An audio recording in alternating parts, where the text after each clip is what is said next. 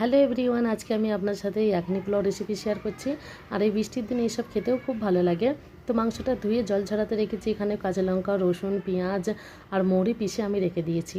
আর একটা কাপড়ের মধ্যে গোটা ধনে, গোটা মৌরি বেঁধে মাংসের মধ্যে দেবো বলে রেখেছি।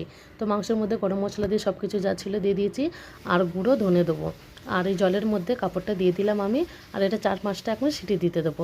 আর ততক্ষণ আমি কিছুক্ষণ 10-15 মিনিট চালটাও ভিজিয়ে দেবো। এখানে ডবল চাবি চাল পাওয়া যায়, সেই চাল আমি এখানে ভিজিয়ে দিয়েছি। তো দেখো মাংসটা একদম গলে গেছে, সুন্দরভাবে হয়ে গেছে। আর এখানে একটা হাঁড়ির মধ্যে আমি গরম মশলার বাগার দিয়ে পেঁয়াজটা দিয়ে দেবো। পেঁয়াজটা দিয়ে কিছুক্ষণ ভেজে নেবার পর একটু কালারটা চেঞ্জ হলে এর পর্যায়ে আমি 2 চামচ মতো আদা রসুন দিয়ে দেবো। তো আদা রসুন দিয়ে কিছুক্ষণ পেঁয়াজটা ভেজে নেবো, আদা রসুনের গন্ধটাও চলে যাবে। তো মাংসটা দিয়ে দিলাম। মাংসটা দিয়ে 2 চামচ মতো ধনে গুঁড়ো দিয়ে একটুখানি কষিয়ে নেবো আমি। কষিয়ে নেবার পর টমেটো এর মধ্যে দিয়ে দেবো। তো একটু বেশি পরিমাপ আমি টমেটো দিয়েছি।